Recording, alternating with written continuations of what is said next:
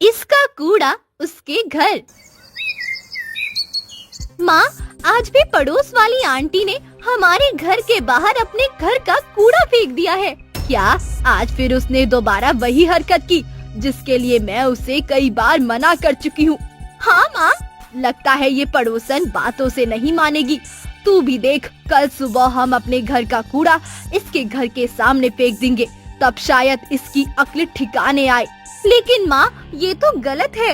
हाँ, गलत तो है, मगर ये बात उसकी समझ में कहाँ आती है, इसीलिए जैसे को तैसा तो करना ही पड़ेगा। अगले दिन अनीता अपने घर का कूड़ा कामिनी के घर के आगे फेंक देती है। अगर दोबारा उन्होंने ये हरकत की तो इस बार छोड़ूंगी नहीं। बहुत सहन कर लिया, लेकिन अब चीजें बर्दाश्त से बाहर होती जा रही है। क्या हुआ माँ, इतने गुस्से में क्यों और किससे बड़बड़ा रही हो? जब तक ये पड़ोसी यहाँ रहेंगे तब तक मेरा गुस्सा शांत नहीं होगा। क्यों, क्या हो गया? कुछ कहा क्या पड़ोसियों ने? कुछ कह कर तो दिखाए। अभी इतनी हिम्मत कहाँ जो मुझसे कुछ कह सके। तो फिर क्या हुआ है, कुछ बताओगी भी? अरे क्या होता, रोज ये पास वाली पड़ोसन अपने घर का कूड़ा हमारे घर के सामने फेंक देती है। हमारा घर क्या इसे कूड़ेदान दिखाई दे रहा है? अच्छा, तो आज भी आंटी जी ने हमारे घर की तरफ कूड़ा फेंक दिया? और नहीं तो क्या, मैं यहाँ सफाई करते करते थक जाती हूँ और ये पड़ोसी है जो सफाई रहने ही नहीं देते हैं। तो अब क्या करेंगे आप? करना क्या है, ये हमारे घर के सामने कूड़ा फेंक रही है तो हम इनके घर के सामने अपना कूड़ा फेंक देंगे। माँ, लेकिन ये तो कोई सोल्यूशन नहीं हुआ ना। वो सब मुझे नहीं पता, लेकिन मैं तो यही करने वाली हूँ। जब खुद के घर के सामने कूड़ा देखेगी तो दूसरे के घर के सामने कूड़ा फेंकना भूल जाएगी। आपके आगे तो किसी की नहीं चलती है, आपको जो सही लगे वो करो। अगले दिन इस बार कामिनी अपनी पड़ोसन के घर के सामने कूड़ा फेंक देती है। आप कहाँ जा रही हैं माँ? जरूरी काम से बाजार जा रही हूँ। तुझे कुछ मंगवाना तो नहीं है बाजार से? नहीं माँ, कुछ नहीं मंगवाना, लेकिन आप थोड़ा संभल कर जाना। क्यों, क्या हुआ? वो दरअसल आज फिर से पड़ोस वाली आंटी ने हमारे घर के सामने कूड़ा फेंक दिया है। क्या? आज फिर से इन्होंने वही हरकत की? पता नहीं ये पड़ोस कैसे बाज आएगी। अब हम इसमें क्या ही कर सकते हैं माँ, छोड़िए। इन्हें अब सबक सिखाने के लिए कुछ न कुछ तो करना ही पड़ेगा। तो क्या अब आप दोबारा इनके घर के सामने कूड़ा फेंकेंगी? और नहीं तो क्या, लेकिन ऐसा कब तक चलेगा माँ? जब तक सामने वाले पड़ोसी हमारे घर के आगे कूड़ा फेंकना बंद नहीं कर देते हैं। लेकिन ये भी हो सकता है कि वो भी बदला लेने के लिए हमारे घर के आगे कूड़ा फेंकते हो, इसलिए हमें पहले उनके घर के सामने कूड़ा फेंकना बंद करना होगा। तू अपना दिमाग कम चला, मुझे बाजार जाने में देरी हो रही है, इस बारे में बाद में बात करेंगे। 2 दिन बाद। मेघा, जरा घर के बाहर देख कर आ बेटा, आज सामने वाली पड़ोसन ने हमारे घर के आगे कूड़ा तो नहीं फेंका? नहीं माँ, आज हमारे घर के सामने कोई कूड़ा नहीं है। लगता है पड़ोसियों की अकल ठिकाने आ गई है। देखा, मैंने तुझसे कहा था ना कि एक ना एक दिन ये सुधर जाएंगे। अब इन्हें कैसे बताऊं, मैंने ही अपना कूड़ा उनके घर के सामने फेंकना बंद कर दिया था, इसीलिए अब वो भी हमारे घर के आगे कूड़ा नहीं फेंक रहे हैं। क्या हुआ, इस सोच में डूब गई? नहीं, और कुछ नहीं माँ। अच्छा, तो जल्दी से 1 कप गरम चाय बनाकर पिला दे। ठीक है माँ। कामिनी के घर। माँ, आजकल अपने घर के आगे बहुत सफाई रहने लगी है। कैसे नहीं रहेगी सफाई, पड़ोसियों ने हमारे घर की तरफ कूड़ा फेंकना जो बंद कर दिया। क्या बात कर रही हो माँ, सच में? और नहीं तो क्या। मगर ये कमाल हुआ कैसे? खुद ब खुद उनकी अक्ल ठिकाने आ गई होगी। अच्छा, तो अब आप तो उनके घर के सामने कूड़ा नहीं फेंकती होंगी, हाँ? नहीं नहीं, अब मैं क्यों उनके घर के सामने कूड़ा फेंकूंगी। अच्छा, ये सब बातें छोड़, तेरी शादी के दिन करीब आ रहे हैं, हमें जल्द से जल्द तैयारियां शुरू करनी होगी। हाँ माँ, बहुत काम है। कुछ दिनों बाद नीरज की शादी के कार्ड बंटने शुरू हो जाते हैं। माँ, क्या आप अपने पड़ोसी को शादी में नहीं बुलाएंगी? वो कूड़ा फेंकने वाले पड़ोसियों की बात कर रहा है क्या? हाँ माँ, वही। अब तो सुधर गए हैं वो पड़ोसी, वो इतने भी बुरे नहीं है, बुला ही लेते हैं शादी में। अंदर वाले कमरे में शादी के कार्ड रखे हैं, कल एक कार्ड उन्हें भी दे आना। अगले दिन।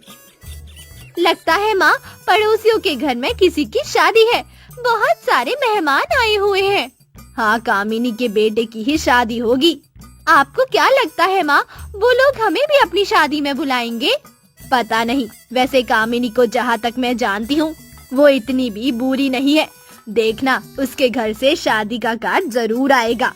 अच्छा, कुछ दिनों बाद नीरज की शादी का भी दिन आ जाता है, मगर नीरज से गलती हो जाती है। कामिनी के कहने पर भी नीरज अपने पड़ोसियों को शादी का कार्ड देना भूल जाता है। नीरज की शादी के बाद माँ, पड़ोस वाले घर में शादी हो गई है और उनके घर में बहू भी आ गई है, तो मैं क्या करूँ? उनके घर से शादी का कार्ड तो आया ही नहीं। लगता है पड़ोसी बहुत घमंडी हो गए हैं। अगर उन्होंने हमें अपने बेटे की शादी में नहीं बुलाया तो मैं भी उन्हें अपनी बेटी की शादी में नहीं बुलाने वाली। ये तो वाकई में उन्होंने ठीक नहीं किया माँ। कोई बात नहीं मेघा, तू अपने काम पर ध्यान दे। उधर कामिनी के घर पर भी इसी विषय पर बात चल रही थी। मुझे नहीं पता था ये लोग इतने घमंडी हैं। कौन घमंडी है माँ? आप किन लोगों की बात कर रही हैं? और किसकी? अपने पड़ोसियों की ही बात कर रही हूँ। हमने इन्हें शादी का कार्ड भी दिया, मगर ये लोग शादी में नहीं आए। अरे नहीं, अब इसमें उनकी गलती नहीं है माँ। तो फिर किसकी गलती है? दरअसल मैं ही उन्हें कार्ड देना भूल गया था। क्या तूने अपने पड़ोसियों को शादी का कार्ड नहीं दिया? नहीं माँ।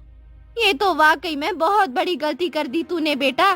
पता नहीं क्या सोच रहे होंगे वो हमारे बारे में। हाँ, लेकिन अब क्या करें? अब कुछ नहीं कर सकते, चल छोड़, जाने दे। कुछ दिनों बाद एक दिन मेघा भागी भागी अपने पड़ोसियों के घर जाती है। आंटी जी, जल्दी चलिए मेरे घर। अरे मेघा, तू यहाँ इस हालत में? क्या हुआ? सब ठीक तो है ना? नहीं आंटी जी, माँ सीढ़ियों से गिर गई है, उन्हें होश नहीं आ रहा है और घर में कोई नहीं है। आप प्लीज जल्दी चलिए, प्लीज। क्या? मैं चलती हूँ तेरे साथ, तू चिंता मत कर, सब ठीक हो जाएगा। ये खबर सुनकर कामिनी मेघा के साथ उसके घर आती है।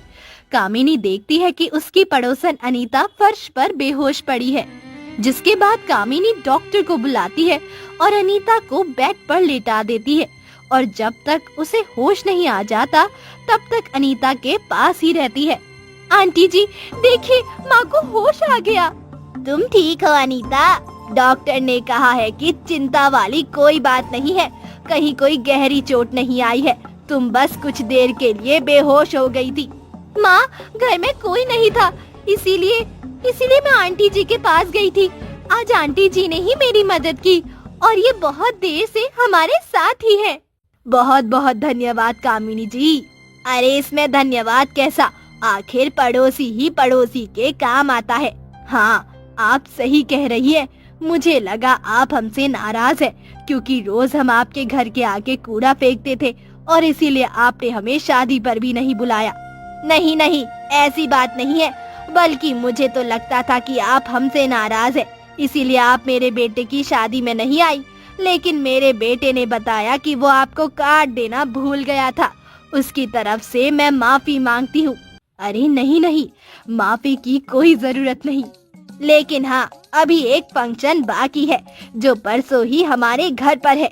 प्लीज आप सब पूरे परिवार के साथ जरूर आइएगा। ठीक है कामिनी जी, हम सब जरूर आएंगे। अच्छा, तो मैं चलती हूँ और अगर किसी भी चीज की जरूरत हो तो बेझिझक मुझे बुला लेना। ठीक है आंटी जी, और आज के लिए थैंक यू, बहुत बहुत शुक्रिया। इस तरह शुरुआत में लड़ते हुए पड़ोसियों का गुस्सा शांत हो जाता है और इसके बाद दोनों पड़ोसी साथ साथ खुशी खुशी रहते हैं। किराए की दुल्हन।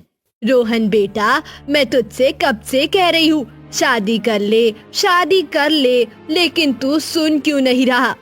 माँ, मुझे अभी शादी नहीं करनी, आप भी तो मेरी बात सुनिए ना। क्यों नहीं करनी शादी तुझे? तेरी उम्र तो हो गई है शादी की, फिर क्यों नहीं करनी शादी बेटा? बस नहीं करनी तो नहीं करनी। मेरी तो यही एक आखिरी इच्छा थी कि जिंदा रहते अपनी बहू का मुंह देख लूं, मगर मुझे नहीं लगता इस जन्म में मेरे नसीब में ये सुख लिखा है। अब ऐसी बात क्यों कर रही हैं आप? और नहीं तो क्या, सच तो कह रही हूँ। बुढ़ापे का शरीर है, कौन जाने कब जान निकल जाए। नहीं, ऐसा मत कहिए प्लीज। मैं तो क्या, अब तो तेरे पापा की भी तबीयत खराब रहने लगी है। इसलिए हम तो यही चाहते हैं कि तेरी शादी जल्द से जल्द हो जाए बेटा। हम अपनी जिम्मेदारी से मुक्त हो जाएं अब। अच्छा ठीक है। क्या ठीक है? बता फिर, तेरी शादी के लिए रिश्ते देखना शुरू करूं? ठीक है, जैसा आप सही समझे। क्या सच में? इतना कहकर तो तूने मुझे बहुत बड़ी खुशी दे दी। मैं आज से ही तेरे लिए एक अच्छी सी लड़की देखना शुरू करती हूँ। इसके बाद उर्मिला तो वहाँ से चली जाती है, मगर रोहन थोड़ा टेंशन में नजर आ जाता है। अगले दिन घर के दरवाजे की घंटी बजती है। उर्मिला जैसे ही दरवाजा खोलती है, वो देखती है कि उसका बेटा एक लड़की के साथ गले में वरमाला डाले हुए खड़ा था। ये कौन है बेटा? और तूने ये वरमाला क्यों पहन रखी है? कहीं तूने शादी तो नहीं कर ली? हम दोनों ने शादी कर ली है। इससे मिलिए, ये है आपकी होने वाली बहू शीला। ये क्या कह रहा है तू? क्या ये सब मजाक तो नहीं? तूने हमसे बिना पूछे शादी कर ली? ऐसा कैसे कर सकता है रोहन तू? मैं आपको सब समझाता हूँ, पहले हमें अंदर तो आने दीजिए माँ। तेरे पापा इस शादी को बिल्कुल नहीं मानेंगे। अरे तेरे पापा ही क्या, मैं भी इस हरकत के लिए तुझे कभी माफ नहीं कर सकती। माँ, ये मैंने आप दोनों के लिए ही तो किया है। आप ही तो इतने समय से कहती आ रही हैं कि शादी कर ले, शादी कर ले। अब जब मैंने शादी कर ली है तो आपको खुश होना चाहिए ना। लेकिन मैं नहीं चाहती थी कि तू ऐसे शादी करे। तेरी शादी को लेकर कितने अरमान थे मेरे। माँ, मैं और शीला एक दूसरे से प्यार करते हैं, इसलिए हम दोनों ने शादी कर ली। अब यही आपकी बहू है। वैसे बहू तो बहुत सुंदर है, लेकिन मुझे नहीं लगता तेरे पापा तुझे माफ करेंगे। नमस्ते मम्मी जी, हमें माफ कर दीजिए। हमें ये कदम लेना पड़ा, लेकिन आप देखना, मैं सबसे अच्छी बहू बनकर दिखाऊंगी। जैसे ही उर्मिला की नई नवेली बहू प्यार भरे दो शब्द कहती है, उर्मिला का सारा गुस्सा गायब हो जाता है और शीला को अपनी बहू के रूप में वो अपना लेती है। अच्छा चलो ठीक है, अब बहू घर में आ ही गई है तो मैं वेलकम की और बाकी रस्मों की भी तैयारी करती हूँ। तुम दोनों यहाँ आराम से बैठो, मैं थोड़ी देर में आती हूँ। ठीक है मम्मी जी। उर्मिला बहू के आने के बाद की सारी रस्में पूरी करती है और खुशी खुशी शीला को अपनी बहू के रूप में अपना लेती है। अगले दिन, मम्मी जी मैं नाश्ता बना देती हूँ, आप आराम से बैठिए। नहीं नहीं, मैं बना लूंगी, तू बैठ आराम से। आप काम करें और आपकी बहू आराम से बैठे, ऐसा कैसे चलेगा? अब से आप आराम करेंगी और घर का काम मैं ही करूंगी। लेकिन बहू। लेकिन वेकिन कुछ नहीं मम्मी जी। बताइए, आज आप नाश्ते में क्या खाएंगी? मानना पड़ेगा, रोहन सुंदर होने के साथ साथ बहुत संस्कारी बहू भी लाया है तू। जुग जुग जियो बहू, जुग जुग जियो। और आज नाश्ते में जो तुझे अच्छा लगे वो बना ले। अच्छा तो ठीक है। कुछ दिनों तक शीला एक अच्छी बहू बनकर रहती है, मगर जैसे ही एक महीना पूरा होता है, शीला के व्यवहार में बदलाव आने लगता है। बहू, आज खाने में राजमा चावल बना लेना, और हाँ, स्टोर रूम की भी सफाई होनी चाहिए, तो टाइम मिले तो स्टोर रूम भी साफ कर देना। सुनिए मम्मी जी, आज खाना आप बनाएंगी और स्टोर रूम की सफाई के लिए आप किसी नौकरानी को बुला लीजिए। मैं इस घर की नौकरानी नहीं हूँ। शीला की ये बात सुनते ही उर्मिला चौंक जाती है। क्या हो गया बहू तुझे? सब ठीक तो है ना? हाँ हाँ सब ठीक है, आप अपने काम पर ध्यान दीजिए। शीला के इस बदलाव को देखकर उर्मिला को थोड़ा अजीब लगता है, लेकिन वो कुछ नहीं कहती। एक दिन, बहू जरा 2 कप चाय तो बना देना, एक मेरे लिए और एक अपने ससुर जी के लिए। ओ hello madam, Mrs Urmila ji, मैंने आपसे कितनी बार कहा है, मैं इस घर की नौकरानी नहीं हूँ। शीला जैसे ही अपनी सास को उसके नाम से बुलाती है, उर्मिला के तो पैरों तले जमीन खिसक जाती है। तू होश में तो है? अच्छा तू नौकरानी ना सही, मगर इस घर की बहू तो है ही। कम से कम इस घर की और अपने सास ससुर की इज्जत का तो ख्याल रखा कर। एक बात कान खोलकर सुन लीजिए मैडम, ना मैं इस घर की नौकरानी हूँ और ना ही इस घर की बहुरानी हूँ, इसीलिए मुझ पर ऑर्डर चलाना बंद कर दीजिए। क्या क्या कहा तूने? तू इस घर की बहू नहीं है, ऐसा कैसे कह सकती है तू? मेरा बेटा शादी करके तुझे इस घर में लाया है और तू कह रही है कि तू इस घर की बहू नहीं है, बल्कि तुम और रोहन तो एक दूसरे से प्यार भी करते हो। कोई किसी से प्यार नहीं करता। आपके बेटे ने आपसे झूठ बोला है मिसेस उर्मिला। नहीं, मेरा बेटा मुझसे झूठ नहीं बोल सकता। तू रुक यही, मैं अभी फोन करके अपने बेटे को बुलाती हूँ। सब दूध का दूध और पानी का पानी हो जाएगा। हाँ हाँ, बुला लीजिए, मैं भी यही हूँ। आज तो घर में बहुत बड़ा बखेड़ा खड़ा हो चुका था। उर्मिला और शीला के बीच हुई बहस को सुलझाने के लिए उर्मिला अपने बेटे को फोन करके जल्द से जल्द घर बुलाती है। थोड़ी देर बाद रोहन घर आता है। क्या हुआ माँ, सब ठीक तो है? आपने मुझे अचानक घर क्यों बुलाया? बेटा आ गया तू। सुन जरा, बहू क्या कह रही है। मुझे तो लगता है बहू अपने होश खो बैठी है। क्यों, क्या कहा शीला ने? मैंने वही कहा जो सच है। ये कह रही है कि ये इस घर की बहू नहीं है, ना ही तेरी पत्नी है, और ना ही तुम दोनों एक दूसरे से प्यार करते हो। समझा इसे रोहन कि ऐसी बातें दोबारा ना करे। माँ, शीला सच कह रही है। हम दोनों एक दूसरे से प्यार नहीं करते और ना ही हमने शादी की है। ये तू क्या कह रहा है बेटा? हाँ माँ, ये सच है। तो फिर तू इसे घर क्यों लाया? कौन है ये? माँ, ये किराए की दुल्हन है। क्या किराए की दुल्हन?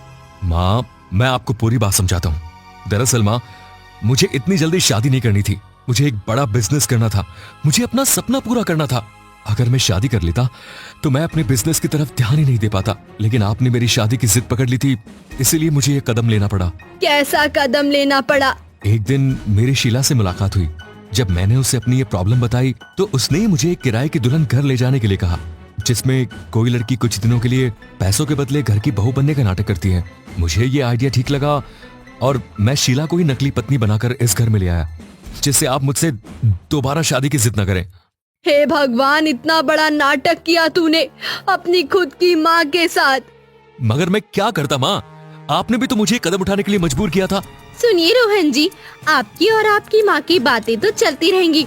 आप पहले मेरे पैसे दे दीजिए। मैं आपके घर में 1 महीने तक बहू बन कर रही हूँ। अगर आप मुझे टाइम से पहले ही पैसे दे देते तो मैं शायद मम्मी जी को ये सच इतनी जल्दी नहीं बताती। इसका मतलब अगर रोहन शीला को पैसे दे देता तो शीला बहू बनने का नाटक करती रहती, और नहीं तो क्या। मुझे माफ करना माँ। और हाँ शीला, मैं आज तुम्हें तुम्हारे सारे पैसे दे दूंगा। अच्छा तो ठीक है, मैं चलती हूँ। Bye bye Mrs Urmila. जो मम्मी जी कहती थी वो आज नाम ले रही है। जिसे मैं अपनी बहू समझ रही थी वो एक किराए की दुल्हन निकली। कहीं मैं सपना तो नहीं देख रही। आप ये सब अपना समझकर ही भूल जाइए। और हाँ, अगर आपको ज्यादा बुरा लगा है तो आप जहाँ चाहे मेरी शादी कर सकती हैं। शादी? अब तो मैं इस घर में शादी का नाम भी दोबारा कभी अपनी जुबान से नहीं लूंगी।